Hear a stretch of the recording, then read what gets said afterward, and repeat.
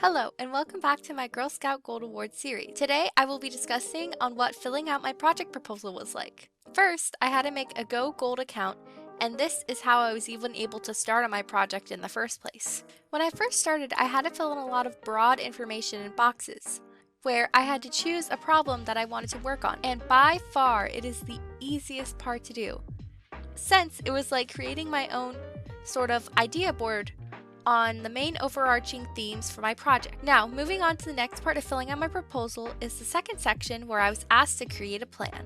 Now, I got to the real nitty-gritty of the proposal portion, creating my plan. And although I kind of wanted to put like half-bodied answers, it was actually more like I was writing a paper, because I was. I didn't realize it until the end, but all of the information that I put in gets put through this program and it formats my proposal together.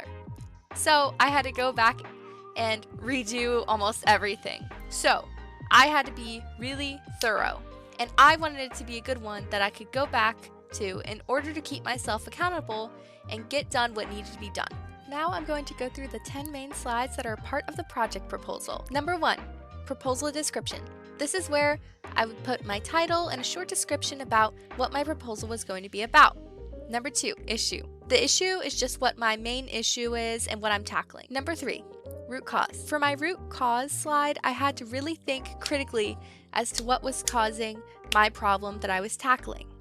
Once I figured my root cause out, the direction of my project became a lot more clear. Number 4, target audience. When I was thinking about my target audience, I had to go back to my issue and think about who would I be helping out the most with what I'm trying to solve. Number 5, global link. How was I going to be able to share out what I'd created to a wider audience? And I decided to make a video series. Number 6, measuring success. Reaching back to the idea of who my audience was, this is how I best found out how I was going to measure my success and how effective my program was. Number 7, sustainability. Is my project still able to exist even without my participation? Number 8, project plan.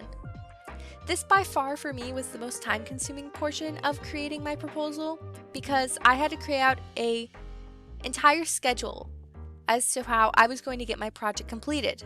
And this is supposed to be a sort of framework. And the one thing that I did that I wish I hadn't was I wish I would have given myself a little bit more wiggle room, because since I first started the project, I was so motivated. I was like, oh, I'm going to be able to get this done so quickly. It's only going to take me like the summer and then it'll be over. And it ended up taking me a lot longer than that. Number 9, estimated expenses.